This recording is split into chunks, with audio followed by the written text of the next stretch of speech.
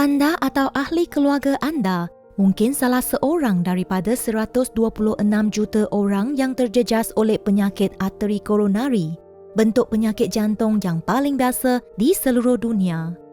Arteri koronari merupakan saluran darah yang membekalkan darah, oksigen dan neutron ke jantung supaya jantung dapat kekal sihat dan berfungsi dengan normal. Dalam jantung yang sihat, arteri koronari bergerak, mengembang dan mengecut dengan setiap dengupan jantung.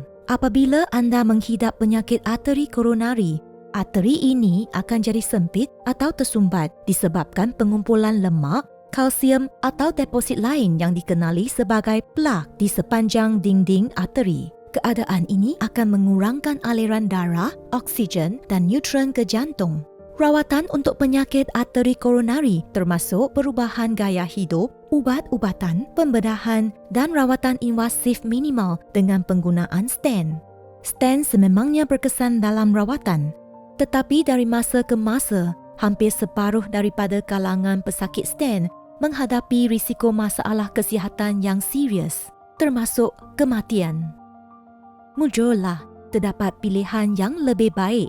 Bioadapters merupakan penemuan ulung yang dipatenkan untuk pesakit yang menghidapi penyakit arteri koronari. Mari lihat cara ia berfungsi. Arteri dalam jantung anda mengembang atau mengecut secara semula jadi dengan setiap dengupan jantung.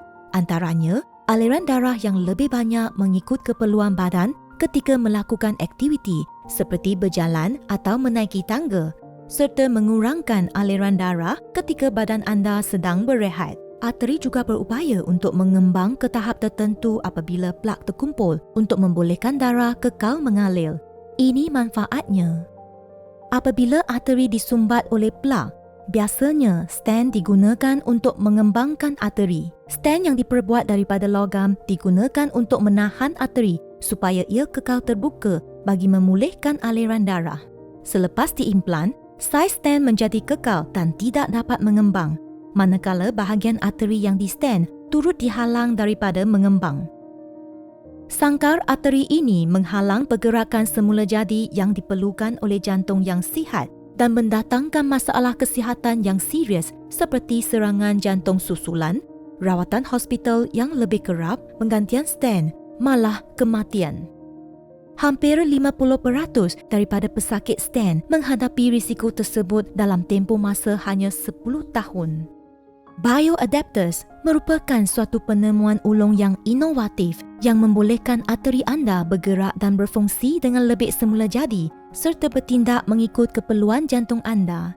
Pergerakan dan pengembangan arteri yang semula jadi memastikan jantung anda sentiasa sihat.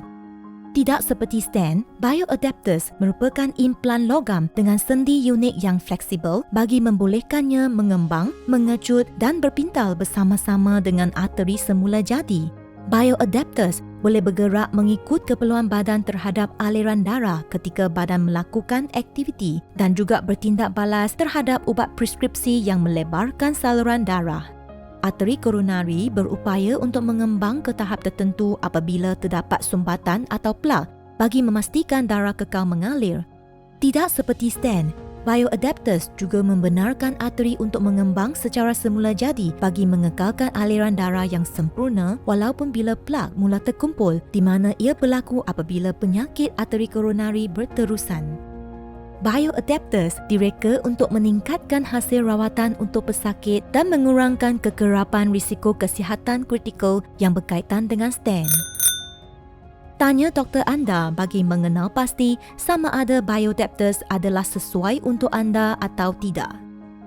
Untuk mengetahui dengan lebih lanjut, sila layari www.elixirmedical.com Palang International Palang. Patience.